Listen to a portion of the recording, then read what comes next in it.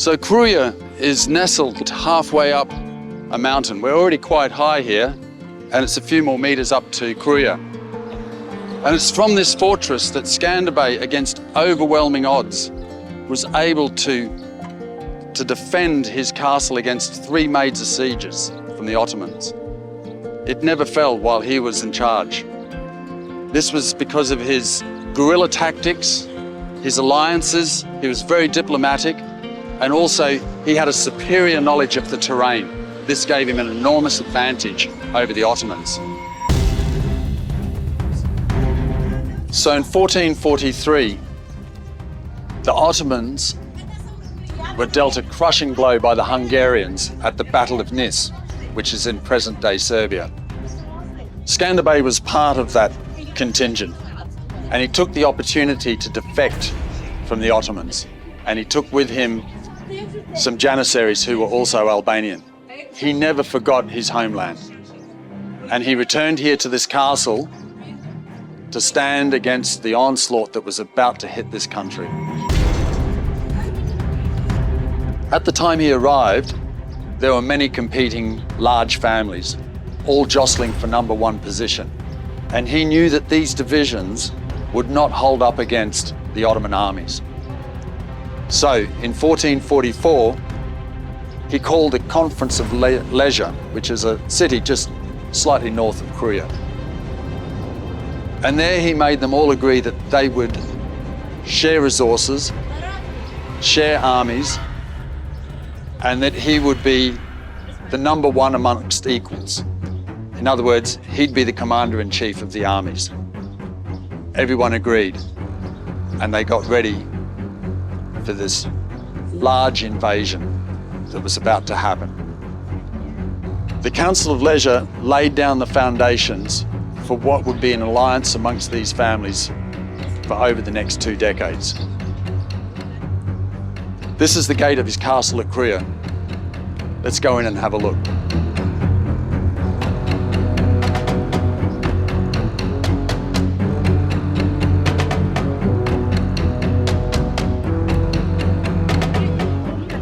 So from 1444, the Conference of Lezhë, up until 1450, various battles were fought between the Albanian forces and the Ottomans. But in 1450, Murad II, the Sultan, had had enough. He was going to solve this problem in Albania once and for all. He needed Albania as a launching pad to get to Italy. So he launched a massive invasion in 1450. He sieged this castle with cannons and men, with an army of anywhere between 100 and 150,000 people, depending on which sources you use. Scanderbeg's combined forces were anywhere between 10 and 15,000. That's a massive difference. Within the castle, a few men were placed, not a large contingent, under a commander called Conti. The plan was that Conti would hold the castle and Scanderbeg would be roaming around in the countryside, hassling the Ottoman Empire the Ottoman army as much as possible.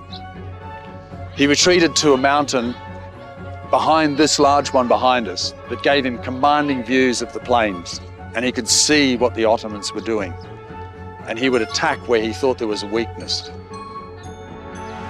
He disrupted their supply lines, and they had to buy food from the Venetians. Also, the Albanian people themselves, the peasants, the people working the fields, they were also trying to sabotage the Ottomans as much as possible. They were also part of this resistance. It was a combined effort, not just of military men, but the farmers. Everybody was standing up against the Ottomans. But Murad II, he tried to get this castle, and he even tried to bribe Conti, the general here, with no success. He wasn't successful, and in October 1450, he retreated.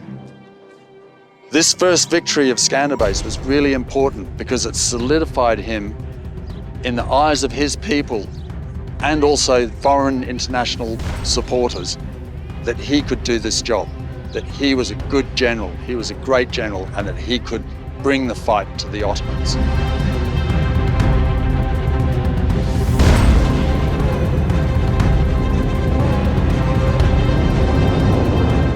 So soon after Murad II retreated, he died. And his son, his successor, Mehmet II, took up the fight. And in 1466, Mehmet returned to Albania with an army about equal in size to his father's. But Mehmet had learnt from the mistakes of his father. And this time, he was ruthless. When he entered Albania, they massacred peasants because they knew that they were supplying Scanderbeg with the needed food. They laid waste to the land to make sure that they couldn't farm it and that Scanderbeg would be cut from supplies. And once again, they sieged this castle for the second time. Scanderbeg used the same tactics that were so successful in the first siege. Conti took charge of the castle once again, and Scanderbeg roamed the lands, annoying the Ottoman army as much as possible. With cannons, they fired against this castle. Now, you would think cannons in those days would very easily bring down a castle. It has to be remembered that this was new technology. And cannons, many of the cannonballs would either fall short or fly over the castle. And many of those large cannons could only be shot 2 to 3 times a day because they generated so much heat in the barrel. But regardless, Mehmet II, no matter how great a commander he is, he just wasn't a match for Scanderbeg. And he had to call off the second siege. To the south of here, he made a castle at Elbasan to ensure that he had a presence when he withdrew. This second siege really proved to everybody that Scanderbeg was the man. 2 sieges, both against the biggest army that was in Europe at the time, against a very small force of 10 to 15,000 men. 2 times, Scanderbeg was on a roll. Inside the castle walls, the museum offers a detailed account of Scanderbeg's life, his battles, and the historic sieges that took place here.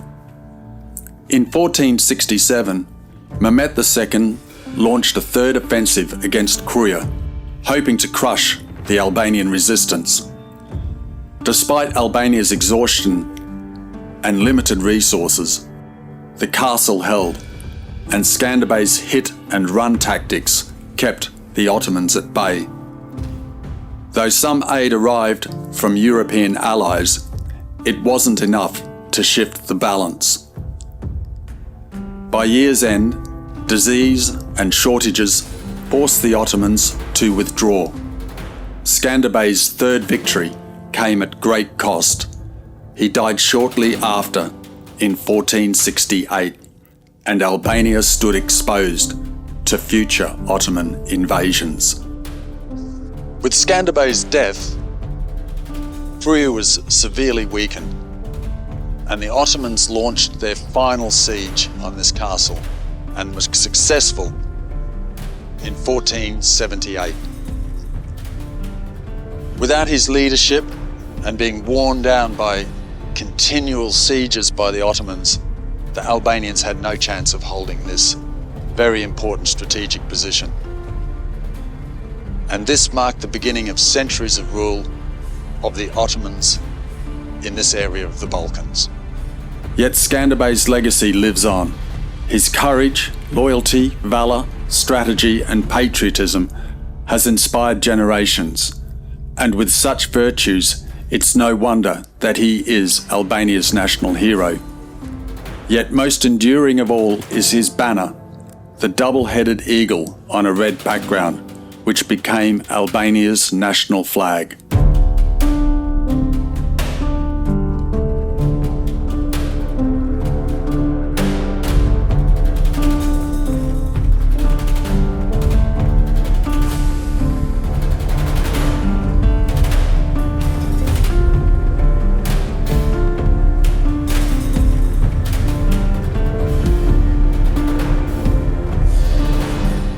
Located within the Krujë Castle complex is the National Ethnographic Museum of Krujë.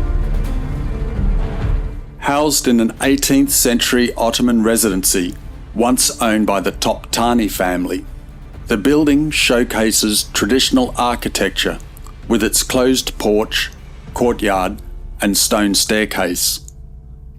The museum highlights the region's crafts, customs, and everyday life, using interactive storytelling, multimedia exhibits, and virtual reality experiences.